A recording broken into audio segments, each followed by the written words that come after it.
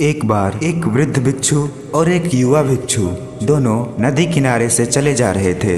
तभी उन्होंने देखा कि एक युवती नदी में डूब रही है और बचाव बचाव के लिए आवाज़ दे रही है। युवा भिक्षु तुरंत नदी में कूदा और युवती को नदी से बाहर निकाल लिया। इस तरह से उसने उस युवती को बचा लिया। इतने में वृद्ध भिक्षु गर्म हो गए। अरे तुमने उस महिला को छू लिया, अब मैं तुम्हारे बारे में बुद्ध से कहूँगा और तुम्हें दंड दिलवाऊंगा। दोनों बुद्ध के सामने पहुँचे। वृद्ध भिक्षु ने कहा, भंते इसको दंड मिलना चाहिए। बुद्ध ने पूछा क्यों? फिर वृद्ध भिक्षु ने कहा, इस बात का कि इसने युवती को उठाकर नदी से बाहर रखा, इसने उसे छू लिया, अब यह ब्रह्मचारी नहीं रहा, इसलिए इसे प्रायश्चित मिलना चाहिए। बुद्ध ने कहा, प्रायश्चित पहले तुम ले लो, मैं किस बात का प्रायश्चित लूं? वृद्ध भिक्षु ने उससे पूछा।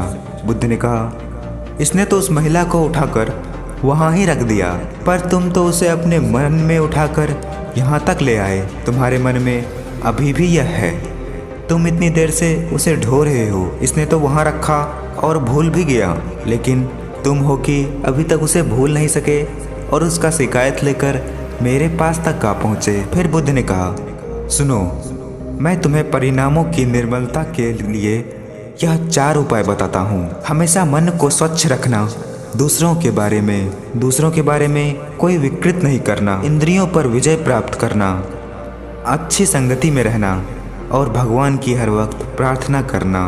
अब यह दूसरी कहानी है उसके लिए जो लोग गुस्सा करते हैं। एक बार भगवान बुद्ध एक गांव में उपदेश दे रहे थे। उन्होंने कहा कि हर किसी को धरती माता की तरह सहनशील तथा क्षमाशील होना चाहिए। क्रोध ऐसी आग है जिसमें क्रोध करने वाले दूसरों को जलाएगा तथा खुद भी जल जाएगा। सभा में सभी शांति से बुद्ध की वाणी सुन रहे थे, लेकिन वहाँ एक स्वभाव से अति क्रोधी ऐसा व्यक्ति भी बैठा था जिसे ये सारी बातें बेतुकी लग रही थी। वह कुछ देर ये सब सुनता रहा, फिर अचानक ही आग बबूला होकर बोलने लगा, तुम पाखंडी हो, बड़ी बड़ी बातें करना यही तुम्हारा काम है, तुम लोगों को भ्रमित कर रहे हो, तुम्हारी ये बातें आज के समय में कोई मायने नहीं रखती। ऐसे कई कटु वचनों को सुनकर भी बुद्ध शांत रहे। उनकी बातों से वो ना तो दुखी हुए ना ही कोई प्रतिक्रिया दी। यह देखकर वह व्यक्ति और भी क्रोधित हो गया और उसने बुद्ध के मुंह पर थूक कर वहाँ से चला गया। अगले दिन जब उस व्यक्ति का क्रोध शांत हुआ तो उसे अपने बुरे व्यवहार के कारण पछतावे की आग में जलने लगा और वह उन्हें ढूंढते हुए उसी स्थान पर पहुंचा। पर बुद्ध कहाँ मिलते? वह तो अपने शिष्यों के साथ पास वाले एक अन्य गांव निकल चुके थे। व्यक्ति ने बुद्ध के बारे में लोगों से पूछा और ढूंढते ढूंढते जहाँ बुद्ध प्रवचन दे रहे थे वहाँ पहुँच गया। उन्हें देखते ही वह उनके चरणों में गिर पड़ा और बोला, मुझे क्षमा कीजिए प्रभु। बुद्ध ने कहा, कौन हो भाई? तुम्हें क्या हुआ है? क्यों क्षमा मांग रहे हो? उसने कहा, क्या आप भूल गए?